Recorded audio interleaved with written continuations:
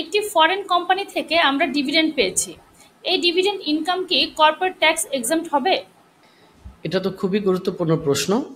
Specially বড় পরিসরে বা মাঝারির চাইতে একটু বড় পরিসরে যে সমস্ত কোম্পানিগুলো আছে, তারা অনেক সময় দেখা যায় লোকালি এবং ইন্টারন্যাশনালি বিনিয়োগ করে থাকে তাদের বিভিন্ন জায়গাতে।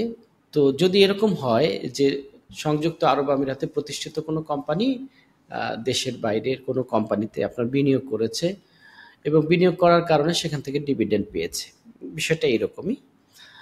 তো সেই ক্ষেত্রে প্রশ্নটা হচ্ছে যে এই যে ডিভিডেন্ডেরটা পেলো, এটা কি কর্পোরেট ট্যাক্সের আওতামুক্ত হবে, না এটার মধ্যেও এই ডিভিডেন্ডের উপরে, ইনকামের উপরে, ডিভিডেন্ড যেটা পেলাম সেটার উপরে কর্পোরেট ট্যাক্স দিতে হবে? প্রশ্নটা হলো এটা। এখন UAE corporate tax law, federal decree law 47 of 2022 অনুসারে যদি আমরা দেখি, তাহলে ডিভিডেন্ড ইনকামের জন্য পার্টিসিপেশন এক্সেপশন আছে। এই এক্সেপশন যেটা আছে এর মানে হলো যদি সঠিক শর্ত আপনার পূরণ করা হয়, ইউইতে কোম্পানি যদি বিদেশি কোম্পানি থেকে পাওয়া ডিভিডেন্ড ইনকামের উপর কর্পোরেট ট্যাক্স নাও দিতে হতে পারে। এখন আমাদের বুঝতে হবে যে কন্ডিশনটা কি।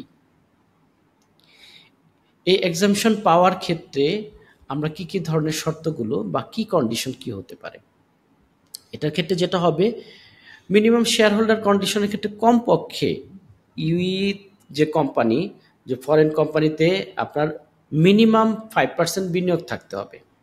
ইউইর কোনো কোম্পানির 5% বিনিয়োগ থাকতে হবে। যদি কোনো কিছুই নাই, আপনি পেয়েছেন, এটা মানে কোনো রিলেশন নাই, কোনো বিনিয়োগ নাই, তাহলে এটা হবে না। আর কি হবে, সেটা হচ্ছে ওনারশিপ থাকতে হবে প্রত্যক্ষভাবে। যে 5% যে বিনিয়োগ বলা, এটা প্রত্যক্ষ বা পরোক্ষভাবে থাকলেও হবে, স্ট্রাকচারটা যে কোনোভাবেই থাকতে পারে। আর এই শেয়ারটা হোল্ডিং পিরিয়ডটা 12 মাস হতে হবে, কমপক্ষে 12 মাস, এবং ইন্টেনশন ক্লিয়ার থাকতে হবে যে কয়েকদিনের জন্য নিয়ে শুধুমাত্র কর্পোরেট ট্যাক্সের থেকে ক্লেম করে আবার এটাকে বিক্রি করে দেওয়া, এরকম হবে না। এটা মিনিমাম 12 মাস পর্যন্ত থাকতে হবে, 12 মান্থস পর্যন্ত। আচ্ছা, ফরেন কোম্পানিকে তার জুরিডিকশনে অ্যাটলিস্ট 9% বা তার বেশি কর্পোরেট ট্যাক্সের আওতায় থাকতে হবে। আর যদি জুরিডিকশনের ট্যাক্স রেট কম হয় বা ট্যাক্স হেভেন এরিয়াতে থাকে, তাহলে অ্যাডিকুয়েট সাবস্টেন্স রিকোয়ারমেন্টগুলো শর্ত পূরণ করতে হবে। যদি সেই শর্ত পারে, এটার মানে হচ্ছে অ্যাডিকুয়েট সাবস্টেন্স রিকোয়ারমেন্টটার যদি একদম সোজাসুজি বাংলায় বলি, তাহলে আপনার ব্যবসা প্রতিষ্ঠান বাস্তবে অস্তিত্ব আছে বুঝতে হবে, অফিস থাকতে হবে, স্টাফ থাকতে হবে। মানে থাকে না যে শুধুমাত্র কাগজে কলমে আমি এখানে আছি, আমি দেখা গেল যে ইউকেতে একটা কোম্পানি খুলে রেখেছি শুধুমাত্র নামকা ওয়াস্তে, কোনো স্টাফ নাই, কোনো অ্যাক্টিভিটি নাই, কোনো লোকেশন নাই, কোনো অফিস নাই, কিন্তু নামকা ওয়াস্তে শুধুমাত্র একটা আছে, এরকম হওয়া যাবে না, তাহলে কিন্তু এক্সাম্পশন পাওয়া যাবে না। আর ডিভিডেন্ড ইনকাম যেন প্যাসিভ ইনকাম করে আবার অ্যাবিউজ স্ট্রাকচার না হয়, সেটাও দেখতে হবে। আমি যদি খুব শর্টে কথা বলি, আরেকটা বিষয় আছে যে এমন কোনো কোম্পানি হওয়া যাবে না, এমন কোনো কান্ট্রিতে থাকা যাবে না যে কান্ট্রিগুলো আপনার ব্ল্যাক লিস্ট, ঠিক আছে, এই জায়গায়ও থাকা যাবে না। এই ধরনের যে শর্তগুলো, এগুলো পূরণ করতে হবে।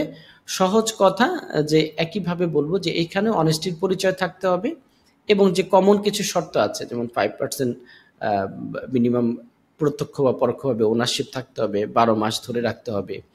তারপর যেটা হচ্ছে যে এমন কোনো কান্ট্রিতে হওয়া যাবে না, এবং অ্যাডিকুয়েট সাবস্টেন্স থাকতে হবে, অথবা 9% এখানে কর্পোরেট ট্যাক্স দিচ্ছে ওই কোম্পানিটা ইউএর মাটিতে।